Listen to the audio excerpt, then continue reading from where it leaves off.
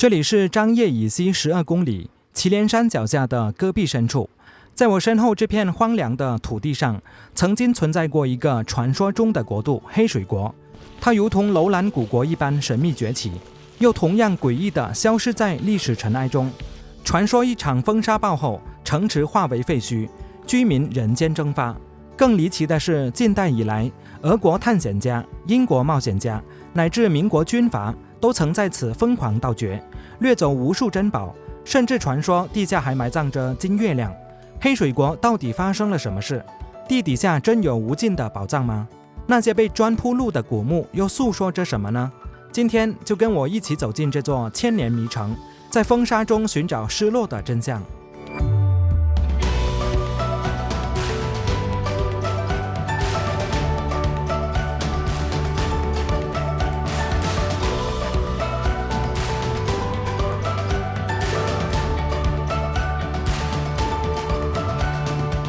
游览完大佛寺，我在张掖市区住宿了一晚。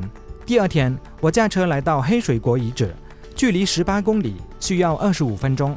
到了，这里就是黑水国遗址。黑水国遗址它是分为南城和北城，这里是南城。看到有很多城墙啊，都是被沙子给掩埋掉了，看来这里荒漠化特别严重。这里确实是一个非常小众的景点。除了我以外，没有看到其他任何游客。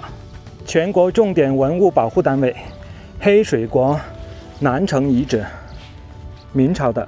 张掖昨天晚上下了一场大雨，所以说现在脚下的沙子啊，还是有一些水分，不然的话，风一吹啊，满嘴都是沙子。这里有一个小缺口，走上去看一看。这个夯土里面呢，还是有很多石头啊！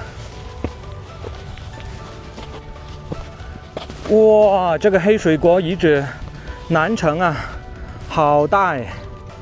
只可惜现在呢，就只剩下城墙了，里面还是看得出来啊，有一些土基，就是以前城墙里面的房子。看一下这边，城墙好高啊！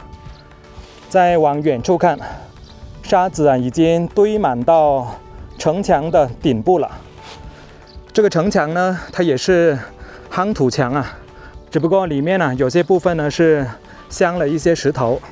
眼前这片广袤的遗址分为南城和北城，一般认为北城更为古老，可能是小月之人的都城，而我们所在的南城创建年代至今成谜，有人说是魏晋，更多人认为是唐代所建。因为史书明确记载，唐在此设拱照驿，西夏和元朝沿用，明代改名为小沙河驿。黑水国因黑水河得名，水是生命线，但看看这里的环境，年均降雨量仅有可怜的37毫米，蒸发量却是它的100倍，极度干旱是笼罩这片土地的永恒阴影。这里有一条斜坡，可以下来看一看。看看这边的沙子，颜色完全不一样，就是渗透了一些水。如果说没有水分的话，踩在这上面呢，可能会特别的松软啊。走到城墙的下方啊，我们就可以清楚的看到这个城墙啊是有多高了，起码呢是有3层楼那么高啊，10来米。看看这些泥土，就是以前的墙基了。那么在以前呢，这里啊就是有一座很大的建筑啊，墙基从这边呢一直延伸到那一边。在城内的土堆里啊，还发现有很多破碎的砖块，而且这个砖呢个头还比较大，比较宽。看一下这块砖，对比一下我的手掌，这个砖看起来确实很大，上面呢还有更多，全部呢都是破碎掉了。现在整座城里面呢，就只有我一个人，感觉像是来探秘一样。看看这地底下那么多砖，说明在古代啊，这里面呢是有很多房子的，只可惜没有一栋啊是保留下来了。不过这边呢还有一座墩台，也就是城墙的其中一个角，我们走过来看一看。在古城里面为数不多的植物，还开着花呢，闻起来还是挺香啊。这座墩台看起来保存很完整啊。哇，这里面还有暗道呢，这里面有2条通道。哦，这是通往墩台的上方啊，上来看看。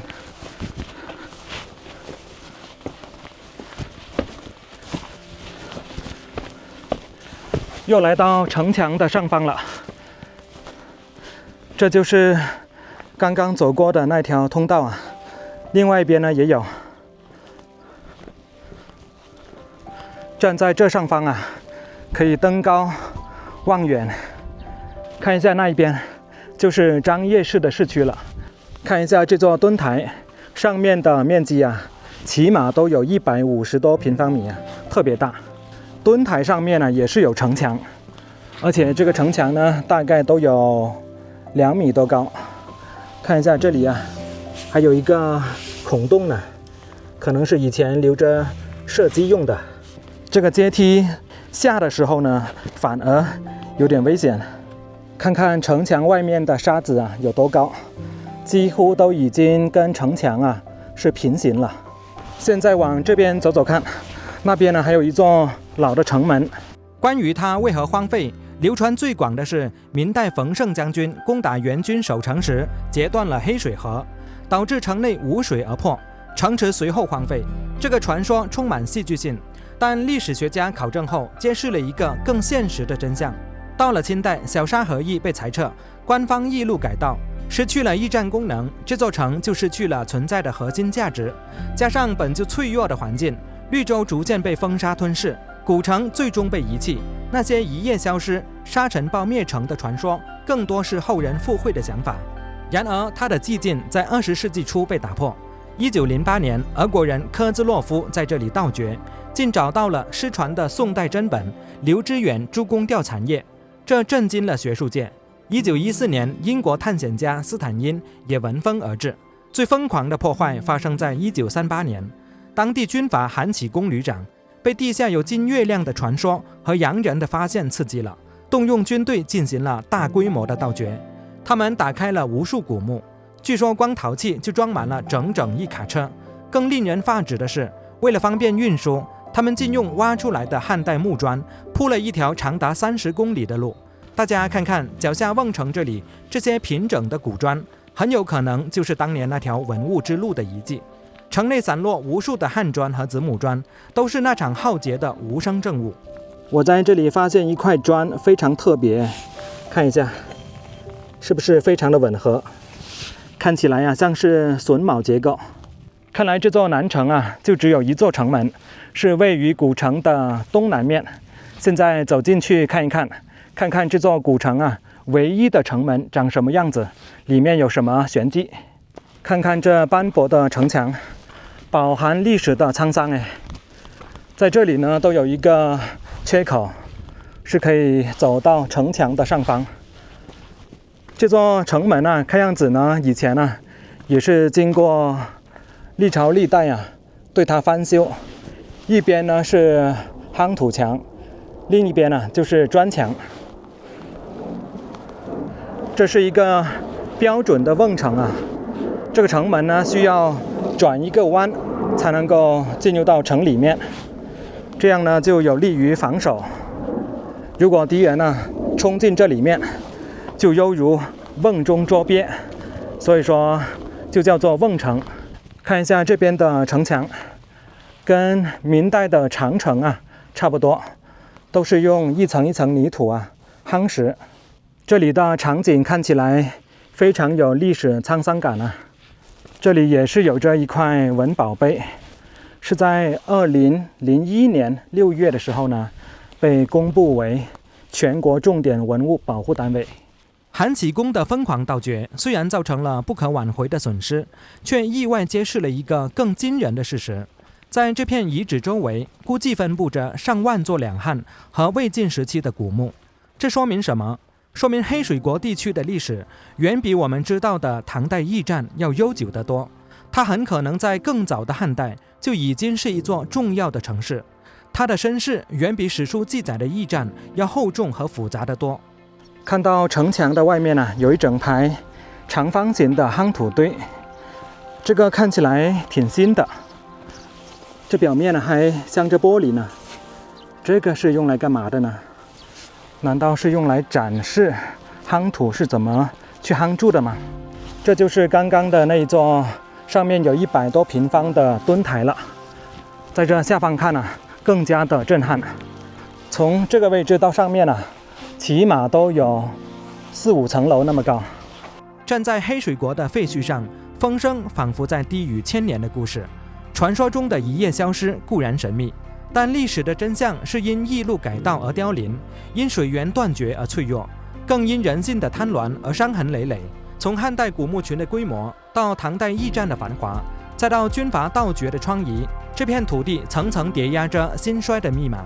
那些被铺成路的汉砖，那些被盗走的珍宝，都在无声地诉说着一个被风沙扮演的辉煌过往和一个痛心的近代劫难。